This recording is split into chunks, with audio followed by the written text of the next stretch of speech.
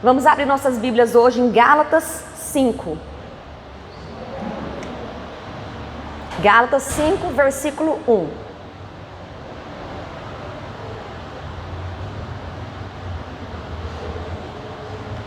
Amém? Estai, pois, firmes na liberdade com que Cristo nos libertou, e não nos torneis a colocar-vos debaixo do jugo da servidão.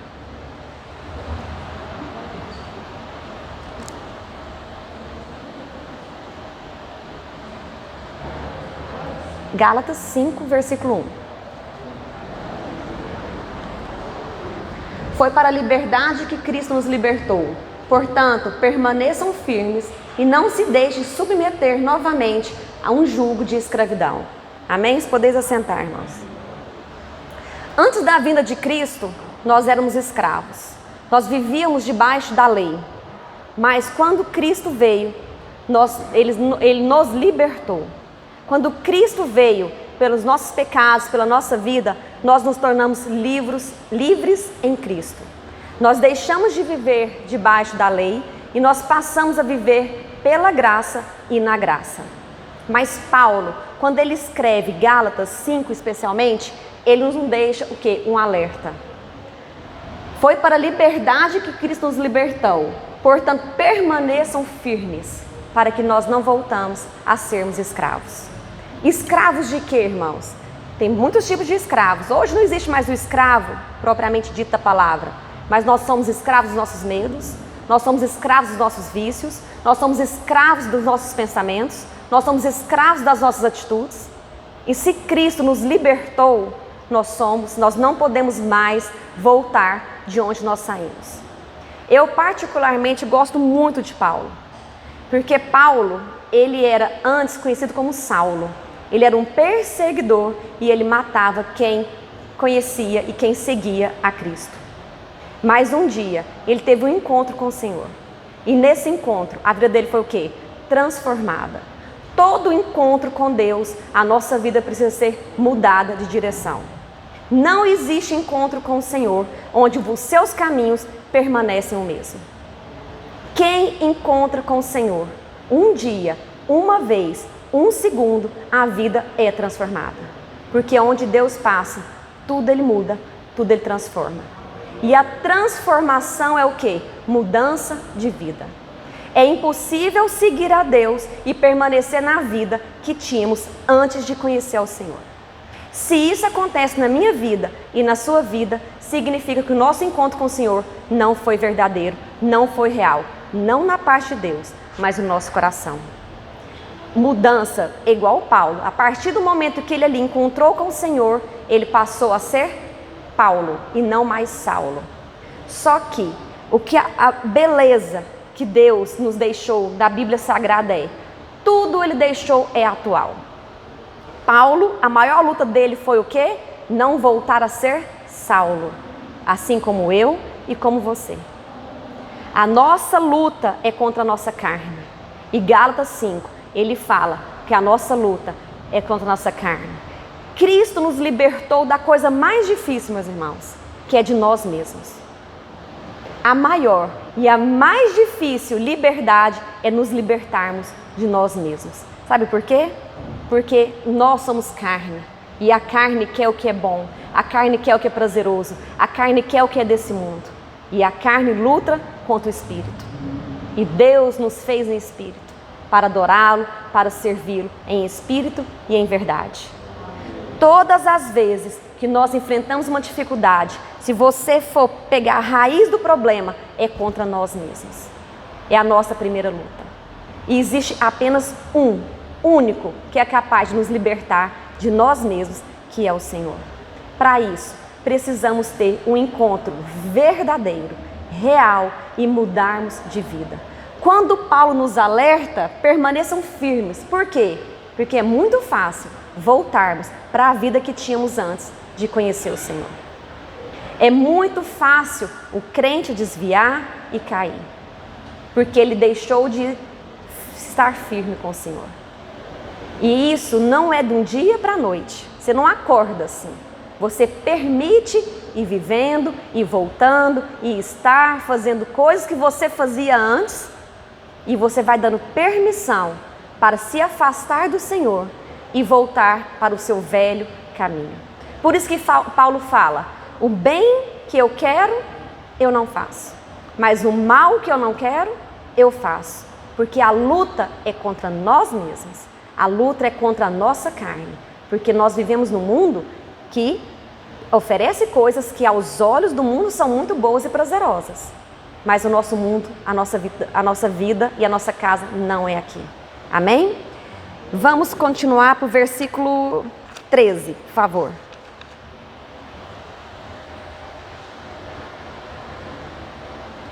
Irmãos, vocês foram chamados para a liberdade, mas não usem a liberdade para dar ocasião à vontade da carne. Ao contrário, sirva uns aos outros mediante o amor. Parece fácil, não parece? Parece fácil, porque Deus nos deu a liberdade de segui-lo ou não. Desde Gênesis, o Senhor proporcionou o livre-arbítrio ao povo.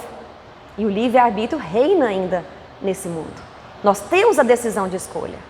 Mas a nossa liberdade não pode ser uma desculpa para fazermos as coisas da carne. Se a carne luta contra o espírito, a luta nossa é diária. Nós não podemos pensar, Deus me deu a liberdade de escolha, então Ele vai me perdoar. Irmãos, a Bíblia não é assim. O Senhor não é assim. O Deus é amor, mas Ele é fogo consumidor. O Senhor é justo. De todo o povo da Bíblia, você planta, você colhe. Assim como na natureza, que o Senhor deixou para a gente observar e aprender com ela também. 14, por favor.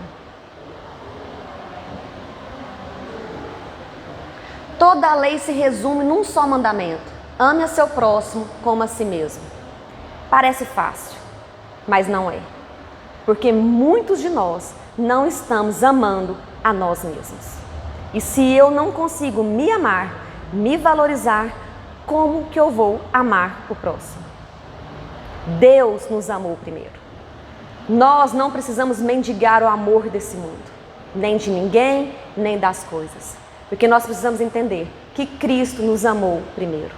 E o amor de Deus é verdadeiro, é genuíno, é enorme. Ele nos amou de uma forma que nós devemos nos sentir amados. E nós mendigamos, irmãos, o amor do mundo, o reconhecimento das pessoas. E quando eu parto para necessidade de querer, de ser aprovada e amada pelo mundo, eu não reconheço o que Cristo fez por mim, o amor que Ele tem pela minha vida. E o contrário é verdadeiro. Quando eu sei que Cristo me amou, e Ele me ama, e Ele entregou o seu Filho, e Ele faz tudo por mim, eu sei que eu sou amada do Senhor. E isso eu consigo entender o verdadeiro amor, que não é o amor desse mundo. Não é? Dizem que o amor de mãe é o que mais se aproxima do amor de Deus. Mesmo assim, nem se compara. Então, quem é mãe sabe como deve ser grande esse amor. Porque nós daremos a vida pelos nossos filhos. E Deus deu o Filho dele por nós. Então, nós precisamos entender, para amar o próximo, que é o primeiro mandamento e mais importante, ame aos outros, ame ao próximo como a si mesmo. Mas para amar o próximo, irmãos, eu preciso me amar. E eu só consigo me amar quando eu entendo que o Senhor me amou primeiro. O Senhor me escolheu. Eu sou importante para o Senhor. Quando eu entendo isso, eu não mendigo mais o amor e as coisas desse mundo. E eu consigo entender e amar ao próximo. Parece simples, mas o inimigo tem colocado na vida das pessoas, na mente das pessoas, devagar, que nós não somos importantes, que nós não somos especiais. E vem plantando no coração de cada um, no coração das crianças, nas palavras que a gente fala.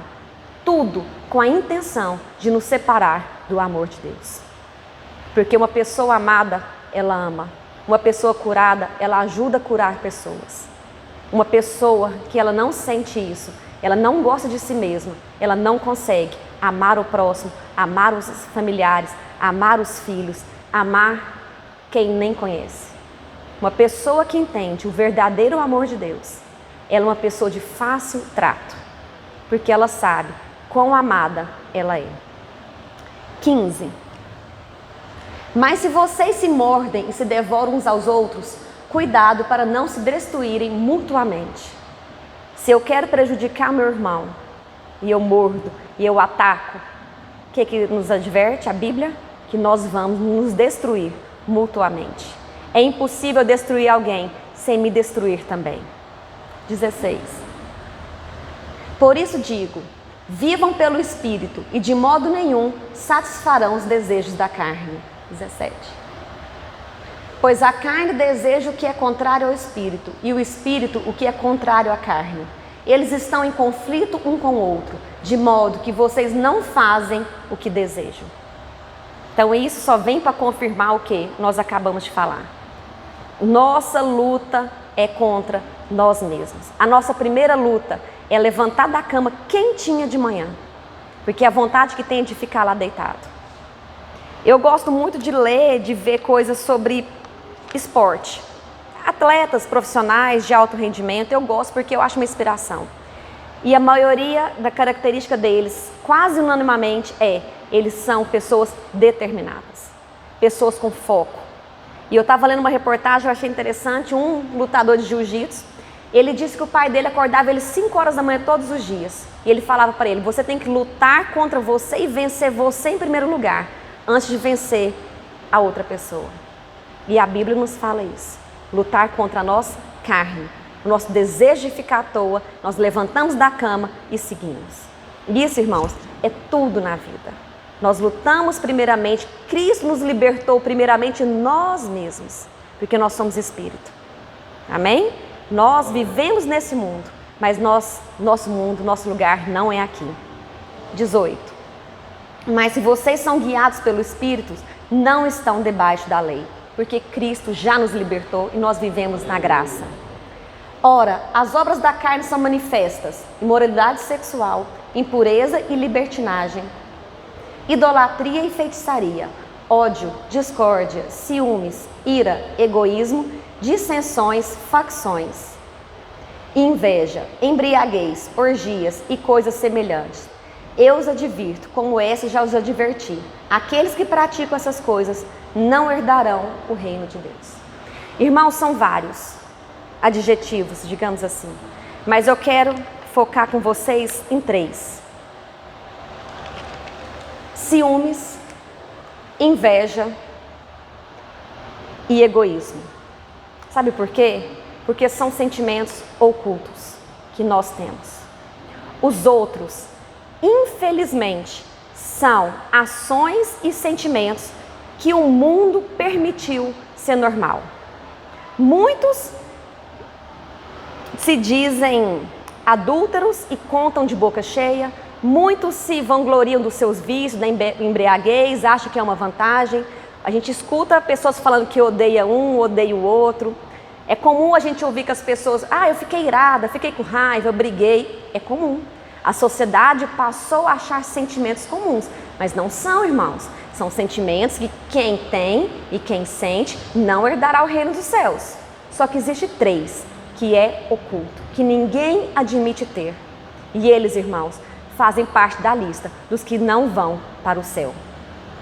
O invejoso, o ciumento e o egoísta. O ciumento, a gente tentou banalizar a palavra ciúmes para uma relação amorosa, mas o ciúmes não é só de uma relação amorosa. O ciumento, ele acaba sendo egoísta ao mesmo tempo. Você é minha melhor amiga, é só comigo que você tem que conversar, eu não aceito você conversar com mais ninguém. Ele é muito possessivo. O egoísta, da mesma forma, o egoísta é tudo para ele, é do jeito dele, é na hora dele, é porque ele quer para ele em primeiro lugar. Ele é egoísta, ele não quer ver o bem nem a felicidade do próximo. Eu estava até preparando essa palavra e pensei no pastor, que uma característica que o pastor não tem é o egoísmo. Por exemplo, eu não sou pregadora, eu não sou eu não sou pastora, mas ele dá oportunidade para mim e para quem quiser estarmos aqui com o único objetivo de pregarmos e conhecermos mais a Deus. Ele é o pastor da minha igreja e ele poderia estar aqui todos os cultos, mas ele quer que a obra seja feita, ele quer que as pessoas cresçam, ele quer que a gente estuda. É um sentimento nobre de quem não tem. Porque a maioria de nós, irmãos, nós somos egoístas. A gente olha pra gente. E o invejoso? A gente não escuta falar, nossa, eu tenho muita inveja, eu sou uma pessoa muito invejosa. Quem tem, esconde. São sentimentos ocultos. O invejoso não é só também de bens materiais. Não é. As pessoas às vezes invejam a vida do outro, a forma que o outro sorri, a forma que o outro anda, a família que o outro tem. A gente criou uma ilusão que a inveja é só da casa, do carro, do trabalho. Mas é muito além disso, irmãos.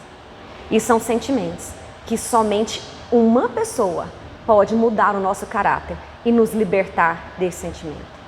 É o único, que é Jesus. A igreja é um hospital.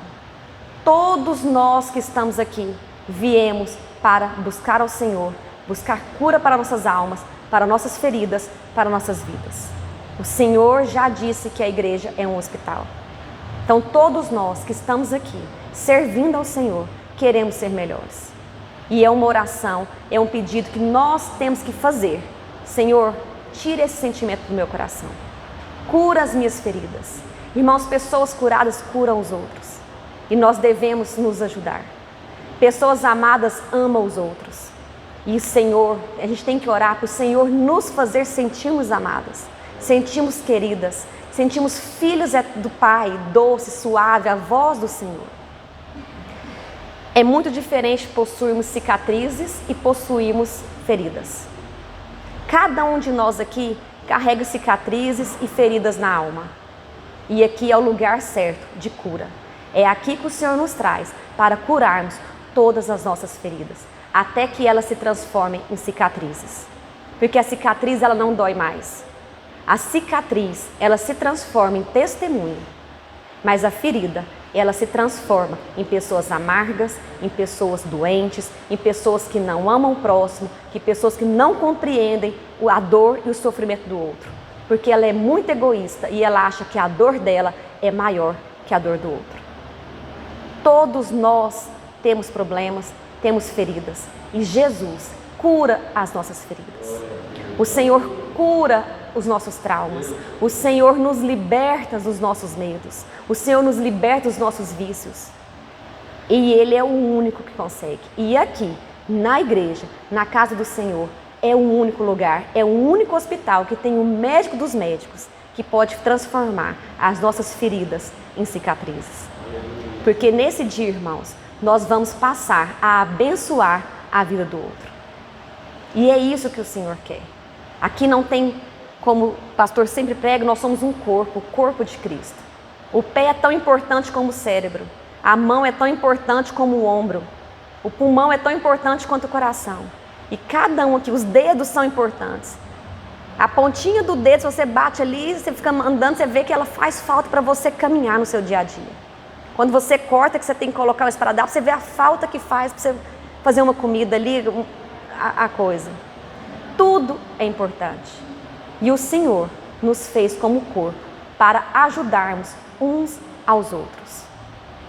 Então, que nós possamos sermos pessoas amadas, nos sentimos amados, pessoas curadas pelo Senhor. Que essa igreja, Igreja de Cristo, Tempo de Salvação, seja um lugar conhecido como pessoas que ajudam o outro, que amam o outro, que abrem mão do próprio desejo para ajudar quem precisa. Nós fazemos isso, nós caminhamos para isso, mas nós temos que lembrar que somos pessoas com problemas também. Mas o nosso Senhor é quem faz, quem transforma. E se o nosso objetivo é ir morar no céu, se o nosso objetivo é vivermos com o Senhor para a eternidade, nós temos que mudar a direção. E para quem já mudou de direção, vigiar, para nunca mais voltar no caminho que estava antes. É fácil, irmãos. Aconteceu uma tragédia recentemente, a gente viu a pessoa que se converteu, foi pregar, cantar no louvor da Assembleia de Deus. E ali, ela, no auge da fama, perdeu a sua vida. Ninguém sabe quem vai para o céu e quem não vai. No céu eu creio que nós teremos muitas surpresas. Porque nós vamos ver lá, porque nós julgamos com o olho, mas quem conhece verdadeiramente o coração e a conversão de cada um de nós é o Senhor. E eu sempre falo que no céu a gente vai ter surpresas. Pessoas que a gente acha que não vai estar, vai estar. Pessoas que a gente acha que não vai estar, estará. E tomara, irmãos, que nós estejamos juntos no céu. Mas para isso, a gente precisa ficar firmes no caminho. Porque a porta que entra no céu, ela não passou por reformas. Ela continua estreita e apertada. Que a gente firmemos a nossa convicção na palavra do Senhor, na Bíblia, dia após dia. Que a gente tape os nossos ouvidos, que o Senhor coloque um tampão nos nossos ouvidos, para a gente não ouvir as pessoas que pregam a facilidade hoje de querer entrar no céu e servir a Deus. O Senhor não mudou, o Senhor não muda, Ele é eterno. Tudo que Ele diz se cumpriu.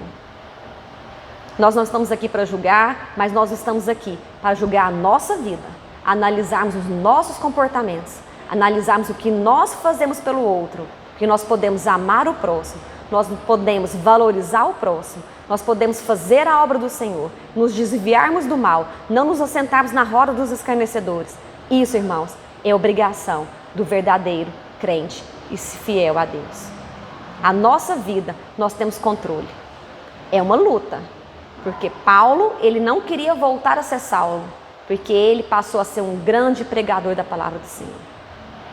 Mas em diversas cartas dele ele fala e nos alerta sobre o cuidado de permanecermos firmes e constantes na obra e no caminho e na direção do céu, que é o nosso alvo. Amém? Se nós seguirmos, a gente vai ver as coisas que Deus, que nada tem lei, que a primeira delas é, coloca por favor no 21, 22. Mas o fruto do Espírito é amor, é o primeiro, irmãos, e é alegria, e é paz, que são os três, amor, alegria e paz, que nós só temos e encontramos quando estamos diante da presença do Senhor. Amém? Eu quero agradecer a todos. Quem está nos ouvindo pelo canal da igreja, comente, curte e compartilhe.